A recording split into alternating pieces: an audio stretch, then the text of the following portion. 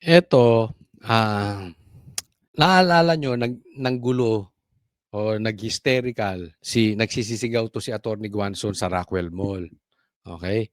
So, eto yung video na ano ba ang totoong nangyari dun, okey? Pakinggan natin dahil, ah, marami pang video na lalabas, okey? Ah, Sabi nga may mga CCTV footage 'yan.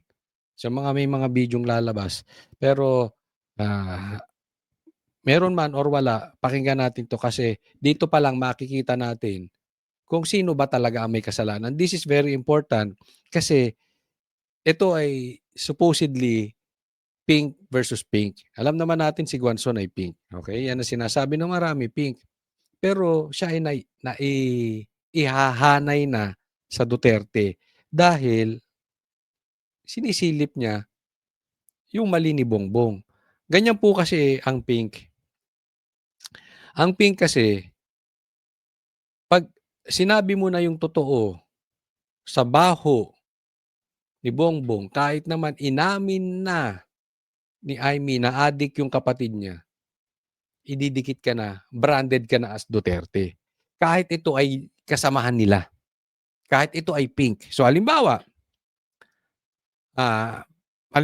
kasamahan nila si Imee kapatid, si Tito Soto, si Ping, biglang nagsalita na, "Oo nga, kasabwat si Bongbong Marcos sa Ghost Projects."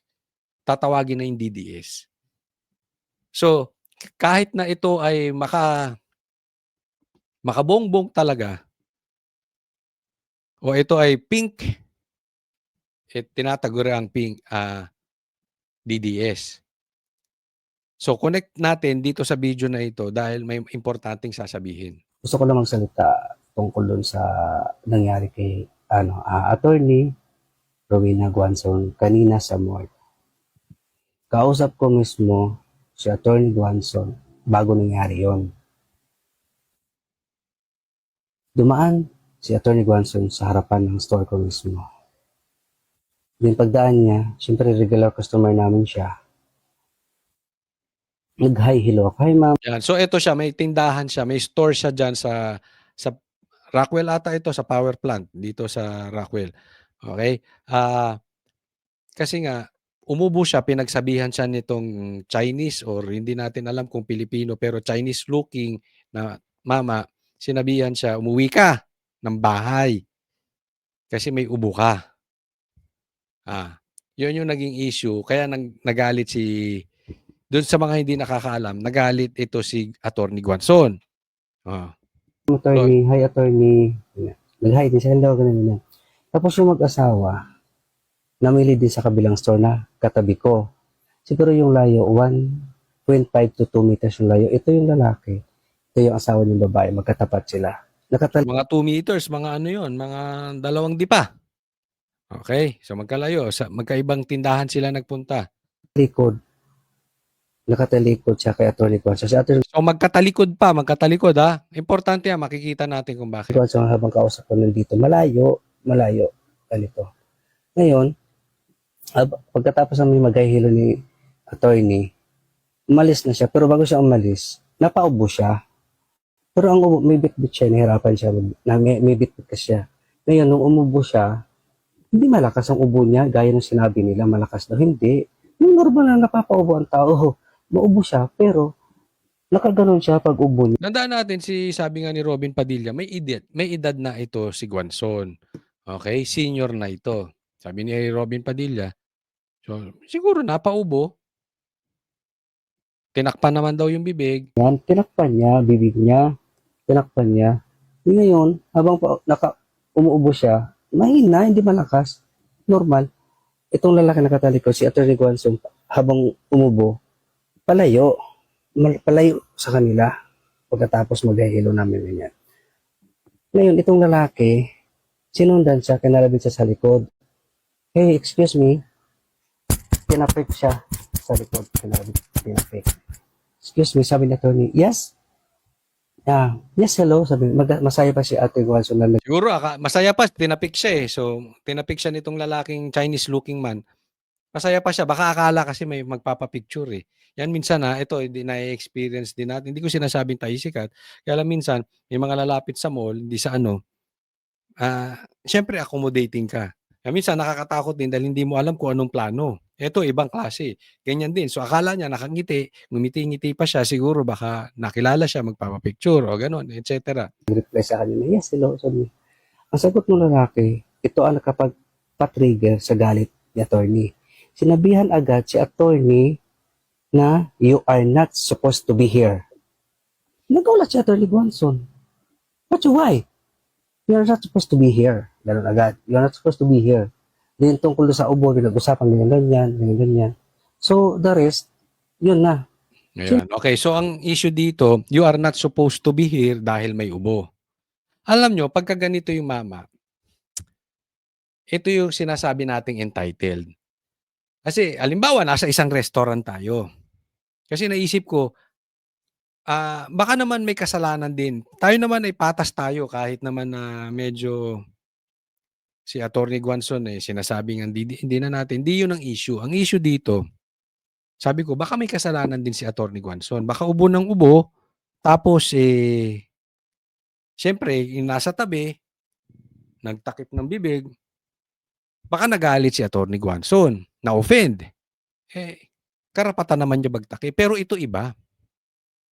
Kung totoo itong sinasabi nitong mama na ito, palayo na si Attorney Guanzon, tapos kinalabit ka, you are not supposed to be here. Offending nga yun. Lalong-lalo na, lalaki ka, Brad. Bakla ka ba? Ako yung ginawa nitong lalaking to, kabaklaan yun. Hindi mo dapat gaganunin yun. This is not an issue whether si Attorney Guanzon ay senior, attorney, mababang tao, mayaman, mahirap. Kitang-kita mo dun sa mama, entitled na bakla. Ba't mo gaganunin? Kasi palayo na napaubo, napalayo na, katapakin mo. Kung ayaw mo magkasakit, doon ka sa bahay mo, huwag kang pupunta ng mall. Iba kasi yung sitwasyon, unang pumasok, akala ko, kumakain sa restaurant, ubo ng ubo, syempre, nasa katabing table ka. Kasi kung ako yun, katabi kong table, ubo ng ubo, talaga magtatakip ako ng ano. Kaya lang, baka ma-offend. Pero parsikreto ko lang tatakpan yung bibig ko. Baka mahawa ako eh. Pero yung lalaki ka, susundan mo yung babae, you're not supposed to be here. Kung totoo nga, bading ka, Brad. Bading ka, Brad. Dapat ka talagang kasuhan. Lalo na kung Chinese ka.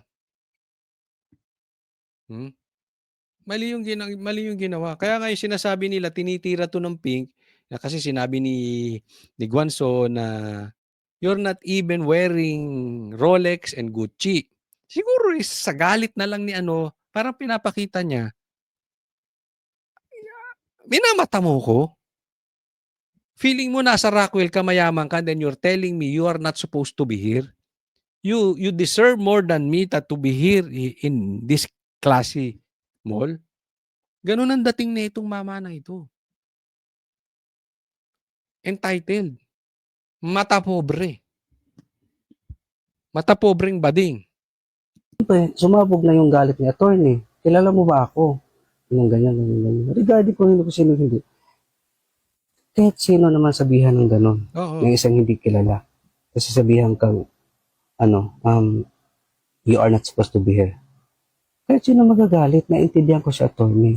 Kaya kayo, huwag kayong basta-basta manghusga. Ha? Hindi maganda. Lalo na kung totoo nga yung sinasabi nito, magkatalikod, umubo. Ang sensitive mo naman, Brad. Ang linis mo namang tao. Diba? Sabihin, baka naman Coach Oli may sakit siya. Di wag siyang pumunta sa mall. Kung siya yung may sakit, ayaw mong mahawa. You protect yourself. You don't tell others what to do. Because if you go to a public store, hindi mo na alam anong mangyayari. Di mag-face mask ka.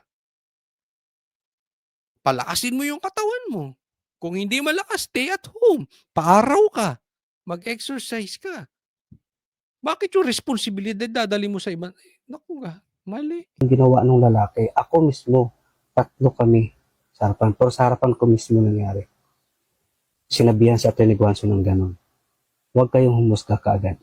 Kasi di nyo alam ang totoo. Kaya nga, ano alam, mall to, and this is a high-end mall. Siguro, dapat to may CCTV to. Kung ito i-request ni Guanzon, i-request mo para ito madiin. Kasi po, kaya po natin dinidiscuss to na wala namang, sabi ko, Coach Oli, di ba hindi ka nakikialam sa chismis, hindi ko connected sa politics. Okay? Kasi kinonekta na po nila ito sa politics. Pinersonal na nga. Sabi, kaya ganyan yan kasi DDS yan. Kasalanan na naman. So yung pagwawala ni Atty. Guanzon, kasalanan na naman ni PRRD, anak kayo ng teteng. Pati yung ubo ni Atty. Guanzon, sisisi nyo kay PRRD. Gago kayo. Sige ako naiinis. Lahat na lang Duterte. Baka kayo nag-aaway ng asawa nyo, nag-aaway kayo ng syota nyo, pinipindeho ka ng asawa mo. Kasalanan ni PRRD, animal kayo. Lahat na lang Duterte. Ha? Magpakalalaki naman kayo. Be responsible. Kung anong nangyayari sa buhay nyo, hindi lahat na nangyayari. Kung po pwede lahat ng pangit na nangyayari sa buhay ko, isisi ko sa Duterte. Nasarap ng buhay nyo, animal. Lahat na lang Duterte.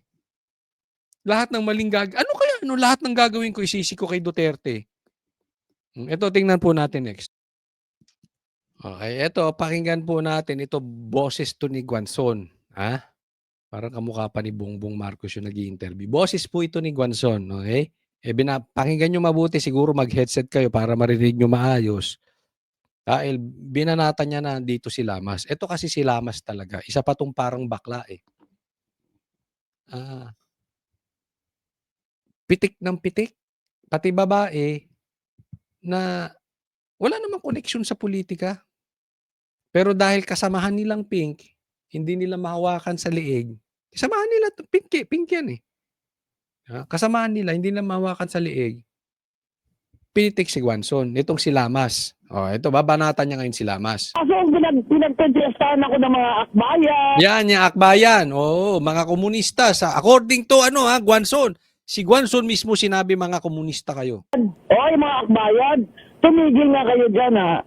Ito naman si Llamas, post na siya na, ay, bumaba self-esteem ko, wala akong Rolex at wala akong Gucci. Ayun, may nag-post daw si Llamas. Wala akong Rolex, wala akong Gucci, bumaba self-esteem ko. Oy, Llamas, marami ka namang baril. Nako, nahulihan ka na ba ng baril?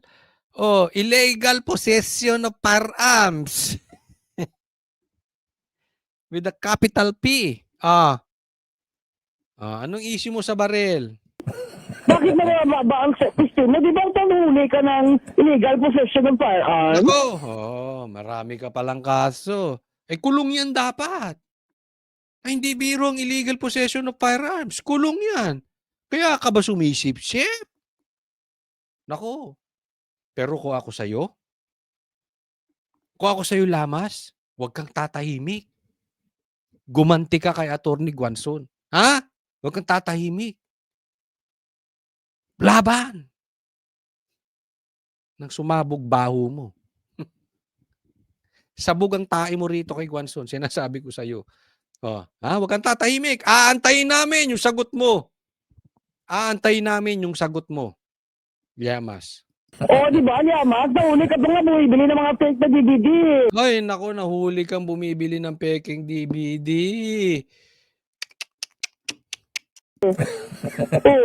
Bakit naman kung wala kang Rolex at wala kang Gucci, bababa ang self-esteem mo?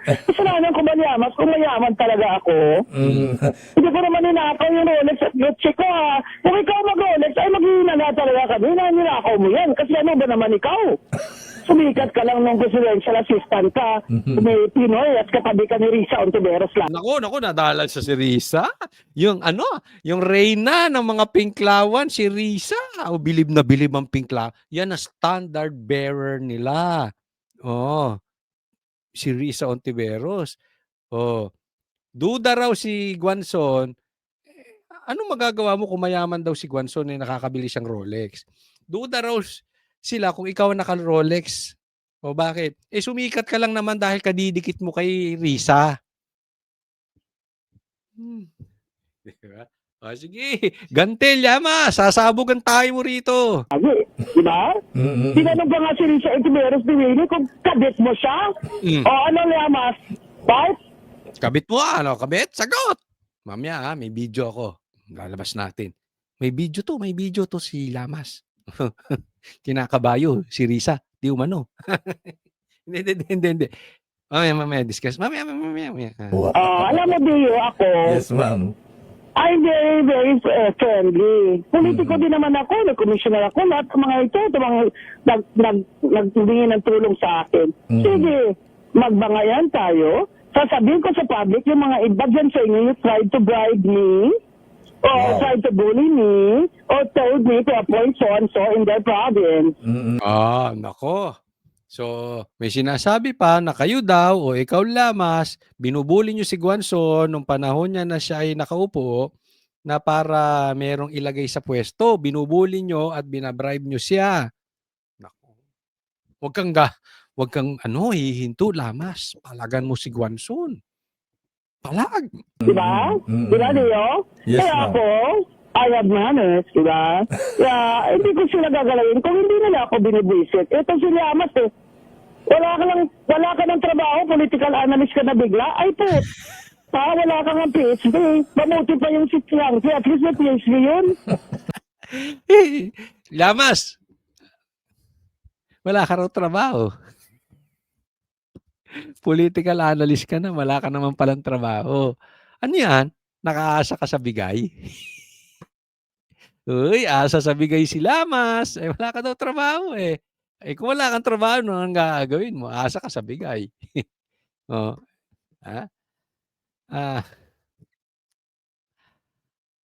Political analyst. Ito masasabi ko kay Llamas. Si Llamas ay propagandist. Pagpakinggan nyo po siya, walang sense. Ang political analyst kasi ganito. Tinitingnan mo yung sitwasyon ng politika. Dapat ikaw, as much as possible, nasa gitna ka. Para yung basa mo sa totoong nagaganap na politika sa Pilipinas, sakto. Yung totoo, yung talagang kaganapan. Diba? Nababasa mo siya ng maayos. Kasi hindi ka bias. Hindi ka po pwedeng political analyst na lahat ng sasabihin mo is yung gusto mong mangyari sa partido nyo, yung gusto mong mangyari sa mga kalaban mo sa politika, yung mga manipulation nyo para gawin ng administrasyon, para birahin yung common enemy nyo, yung eliminate the political enemy. Hindi po ganun. Pag ganun po ang sitwasyon, that nagpapalabas ka lang ng negatibo para sa kalaban, hindi mo binabasa yung totoong sitwasyon, hindi ka political analyst. Propagandist ka. Kaya nga yung sabi ko, nabanggit ko to sa SMN, mas okay pa nga si Richard Herdarian eh. Kahit na hindi ako believe sa kanya.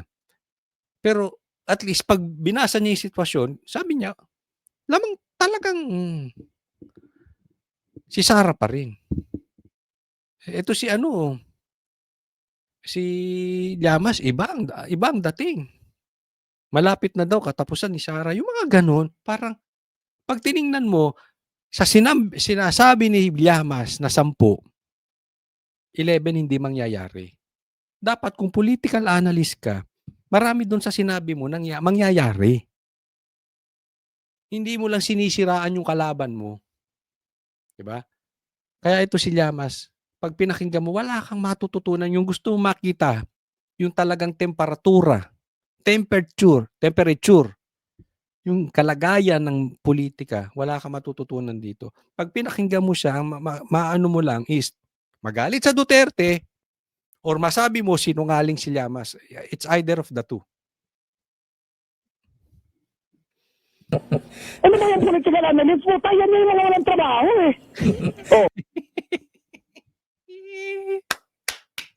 Ang ganda nung sinabi. Ang ganda nung sinabi. Yung mga political analyst, mga walang trabaho. Sasabihin nila, ay, pati ikaw, Kotsole, hindi ka ba political analyst? Hindi po. YouTuber. Eh, bakit? Hindi kami nakaasa hindi kami nakaasa sa mga bigay-bigay. 'Di ba? Hindi sa nagmamalaki ako, pero ang punto rito, hindi kasi eto, para sa kaalaman ng mga tao. Eto po hindi ko sasabihin dahil meron tayong gustong patunayan. Ito'y sasabihin ko sa inyo para makita ninyo na hindi mabilis ma-manipulate ang tao sa YouTube. Bakit? Kasi sa YouTube po, meron silang sariling trabaho eh. Unlike po sa Facebook. Kasi yung sa Facebook po, medyo, if you will compare Facebook to YouTube, maliit po. Not even 1% basta maliit po ang kita sa Facebook. Kaya hindi po sa YouTube, hindi mo ma-manipulate masyado yung mga influencers. Because, may sariling trabaho. Ito yung sinasabi ni Guanzon, nakaasa ka sa bigay. Kaya hindi ka makapag-analyze ng maayos. Nagigets mo? Pag hindi ka nakaasa sa mga bigay, dahil may sarili ka ngang trabaho, nakikuha mo masyado. Di ba? Kaya pag tinignan ko, ano ba to? Facebook, pag YouTuber yan, chances niyan, hindi ko nilalahat Okay. This is not, but as a general rule, it's harder to manipulate o bayaran yung mga nasa YouTube. Alam mo, ginakanti ako nitong Llamas. Ang pangit naman niya. Diyos ko, buti na lang hindi siya nagbakla. Kung nagbakla siya, ang pangit ng bakla, no? Hoy, kayo, pag tumanda kayo, bakla pa kayo, pangit ka pa. Bakla ka na. Pangit ka pa, tapos matanda ka. Magbagong buhay na kayo, ha? Ang pangit nun. Tapos wala ka pang pera. Sabi ni Guanzon nyo, wala kang trabaho. Oh. Paano ka magkakapera kung wala kang trabaho? Unless, pasahuran ka ni Bongbong. Di ba? O ni Tambi. Ang pangit. Oh. Kinakanti mo daw siya, pangit ka naman. Lamas. Si Guanzon yan, ha? You know, Dio, ang Yes, ayaw ko ma'am. dito, they're taking advantage. Kasi, Opo. ang nililabel nila akong DDS, kaya binabalata nila ako, kasi takot sila na magsenador ako. Diba? Diyos ko niya, mas bagay naman ako magsenador kaysa sa iyo. Hindi mananalo to sila, mas. Kung hindi ito tutulungan ni Garcia, it's impossible may plano ito sila. Impossible ito si Llamas manalo. No way. Diyos ko, Ba't ba na? maawa ka naman sa Pilipinas kung ikaw magsenador. Sige, doon ka sa lineup ni Rizon Taveras, pareho kayo mga komunista dyan. Ang ganda nung sinabi. Doon ka sa lineup ni Risa Ontiveros, parehas kayong komunista. Hindi ako nagsabi nun. Si Guanzon. You know what? I agree with her. Hindi ako nagsabi. Pero dalawa lang yan eh. Mag-a-agree ba ako kay Guanzon o hindi? I think agree ako kay Guanzon. Kayo, agree kayo? Komunista si Llamas at saka si Risa? Sige, lagay nyo dyan. Lagay nyo sa comment section. Hindi komunista si Risa. Or komunista si Risa. O, lagay nyo dyan sa comment section. Kayo sumisira sa Pilipinas. Kasalanan ko ba kung pinanganak ko na hindi ako mahirap? Kaya hindi ako nagkomunista? Problema. Yun pala ang problema. Kaya nagkukomunista itong mga ito. Pinanganak na mahirap. So, gusto pantay-pantay. Tapos guguluhin ng Pilipinas. Sa inyo, gusto nyo komunista, sosyalista? Ay, pwede ba? Hindi ako bagay dyan. Sosyalista ako. Ay, komunista, sosyalista. Sosyalista. Ah, walang pilitan. Kung ayaw maging komunista, walang pilitan. Pero sa totoo lang, ako, yan po ang sinusugpo ni BP Sara komunista. Yan din ang sinusugpo ni Pastor Kibuloy. Yan din ang sinusugpo ni PRRD. Kaya binabanatan itong mga ito, pati confidential funds, kasi nga, yung confidential funds ginagamit para ma-eliminate itong mga magugulong komunista at saka itong mga rebelde, mga CPP, NPA. Commissioner, ayan, ba't ba napunta tayo kay Llamas? Pinag-uusapan natin yung Chinese... Kasi nabasa ko lang ngayon ng ano niya, ang Facebook post na bumaba tuloy sa testing ko, lako Rolex at Gucci. Talaga wala na, hindi mo kaya, gago ka. Bakla. Biro lang yaman sa, wag mo ko iso ng libel kasi ano lang yan. Hindi. Gaganti yan si Llamas. Di ba, Llamas? Matapang ka, gaganti ka. Yari ka. Sasabogan tayo mo dyan kay, Guanzon. Let's lang yan. Hero speaks lang yan. Let's lang yan. If you can dish it out, you should be able to take it, di ba? Kung sa English pa ni Miriam Santiago, if you can dish it out, you should be able to take it. Inunahan mo ako eh. Kung mag-Rolex ka Llamas, talaga maghina na ninakaw mo yan kasi hindi ka naman mayaman eh. O, kasalanan ko ba? Na hindi ako pobre? Na I was born hindi pobre? Kasalanan ko ba yan? Hindi naman ako nagnakaw. Kayo lahat, magdanakaw ang mga magdanakaw dyan sa Congress sa milyon-milyon na mga watch nang dapat mahiya, Dio, di ba? May tayo dun sa mga corrupt na mga congressmen. Ito may video. Video. Ha? Kinakabayo. Pakita ko sa inyo. Kinakabayo ni Llamas. Si Risa. Hoy, naku. Matindi yan. Llamas, sagot ha? Sagot ka. Sagot ka. Magkaanuhan kayo. Magaling ka kasi, no?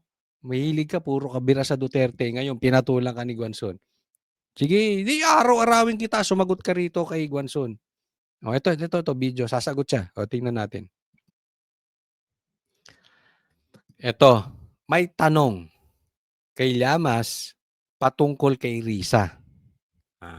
Pakinggan nyo mabuti yung sagot ni Llamas. Hindi lang yung sagot niya, ha? You observe Llamas habang sinasagot niya. Okay, tingnan natin. May isa akong huling tanong, no? Ewan ko kung sasagutin mo. Pwede mo hindi sagutin at tapusin na natin itong interview na to. You're now in the crosshairs of the DDS. Yes. Napapansin ka na. Yes. May paggigiba na sa'yo. I guess you take that as a compliment. Ano? Yeah, happy ako. Naggigiba ka I ng must be doing something right. Yun, okay. Yun! Tinitira daw siya ng Duterte. Napapansin na siya ng Duterte. So para sa kanya, kaya siya tinitira ng Duterte, meron siyang ginagawang tama. Ako minsan, sa totoo lang, pag pinapakinggan ko to si Llamas, medyo nadidiri ako kasi gano'n na gano'n. Pero anyway, meron daw siyang ginagawang tama kaya siya tinitira ng DDS. Ha? Yan yung sinasabi ko sa inyo. Hindi to political analyst. Propagandist to.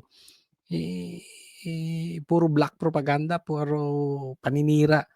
So, ibig sabihin, yung mga DTS, ano yan? Masasamang tao. Kaya pag tinira ka niya, may ginagawa ka mabuti. Hindi. Kasi sablay yung mga analysis mo. Sablay. Ang layo sa katotohanan. Ito, una na lang niya salita eh. Kaya siya tinitira. Dahil may ginagawa siyang tama. Lahat na sinabi mo, mali. Next.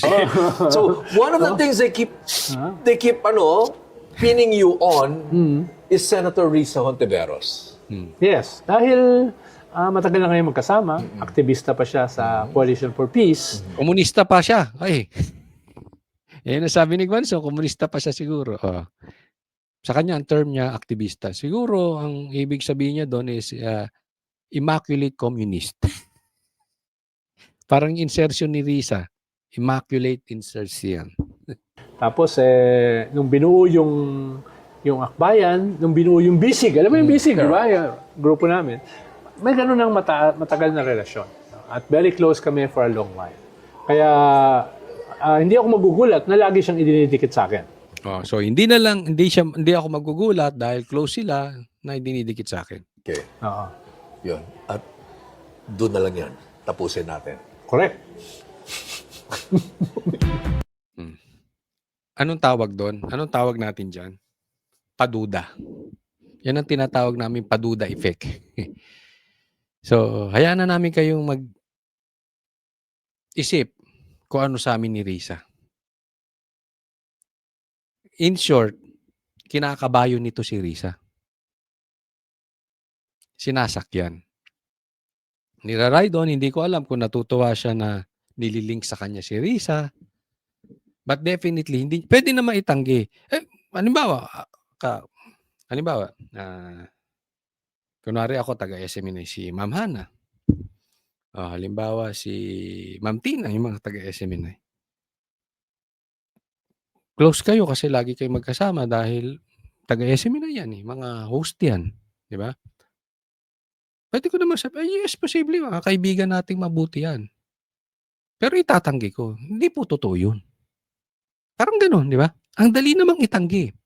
If you don't want to use the popularity of the person. Di ba? Simpleng ganun eh. Sino pa ba yung na pwede namang itanggi. Tingnan mo to, hindi niya tinanggi. Talagang kakabayuhin ito. Sasakyan talaga nito. Si Risa. Siguro, baka isipin mo nga naman, kahit ganyan si Risa, ang itsura ni Risa, pero pag kinumpare mo naman kay Llamas, lamang naman talaga si Risa. Totoo naman yun. So, siguro baka boost of confidence niya na nalilink din siya kay Risa. Isipin mo, ganyan ang itsura mo, nalilink ka kay Risa, na senador, na ikaw naman ay walang trabaho, na political analyst, puro sablay pa yung mga analyst mo. Pag-analyze mo sa sitwasyon. So, hindi eh. Diba? Pero kikitang-kita mo dyan, propagandist na propaganda. Kasi pati yung issue eh. Hindi niya sinagot eh. Close kami. Yes, close kami. Pero hindi niya sinagot. Binitin niya. So, baka natutuwa siya or gusto niya lumaki yung sitwasyon. Gusto niya sakyan talaga para sumikat din siya. Di ba? Ano to? Oportunista. Gawaing komunista talaga. Bakit? Oportunista eh. Di ba? Basta kayang sakyan-sakyan. Bagay, kung wala kang trabaho, para magkatrabaho ka nga naman. Di ba? Okay, kasi hindi naman po pwedeng lagi kang nakaasa sa bigay. According to Guanson yan, ha? So, yan. Yari, dito si Risa. Kung ako si Risa, didistansya ako dito. Kasi it will not help my political career. Pero to si Llamas, it will help his political career na ma-link kay Risa. User talaga. Next po tayo. Ito po may interview si Bongbong Marcos. Tingnan nyo mabuti.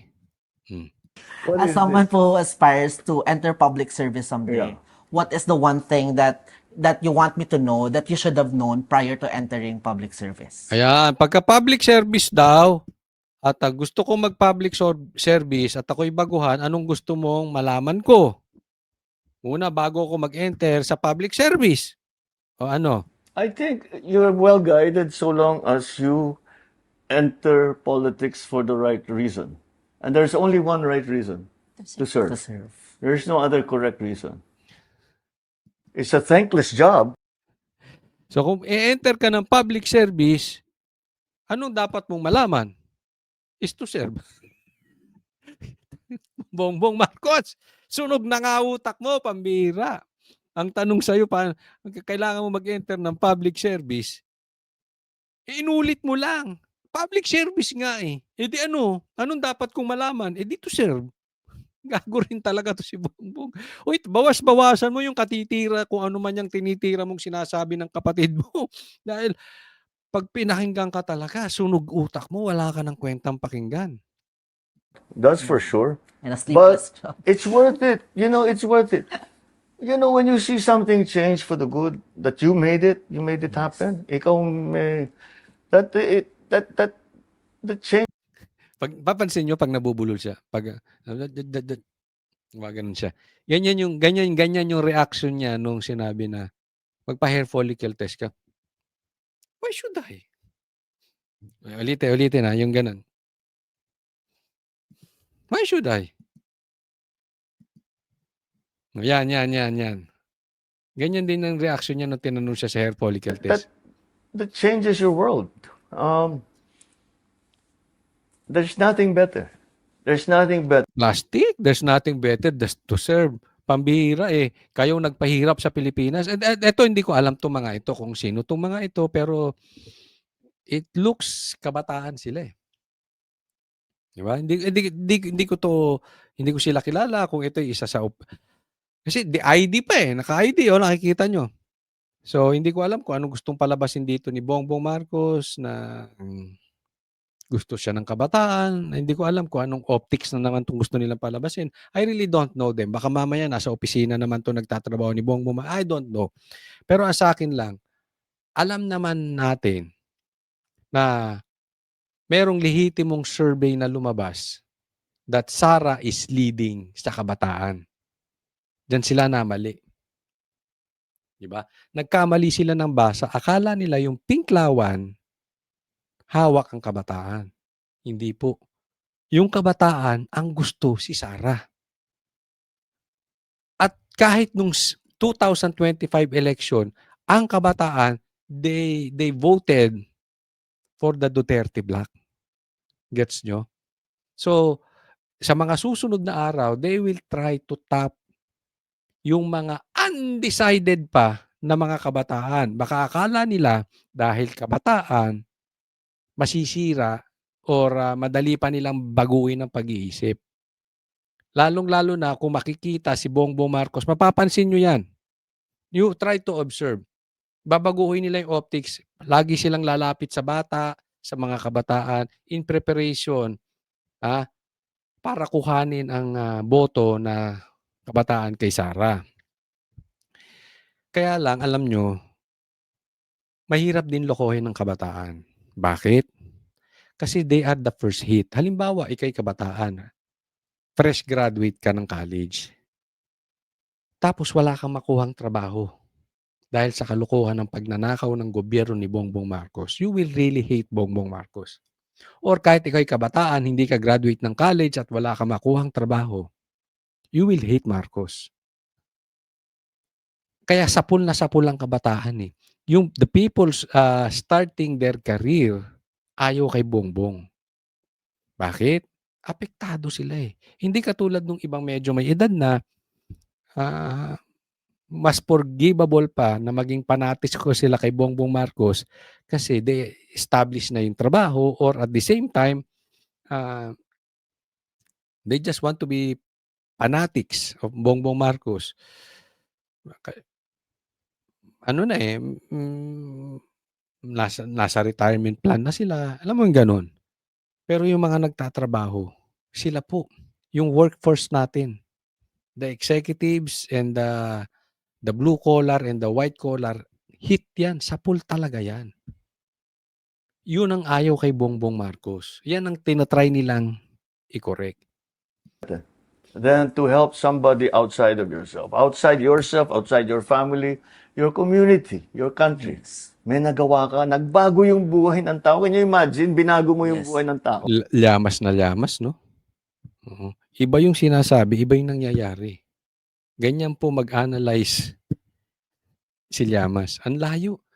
Iba yung nabago mo yung buhay. Anong nabago sa buhay?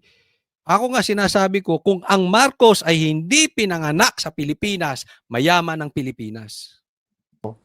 What a privilege to be able to do that. Ayan po ang kalokohan nito.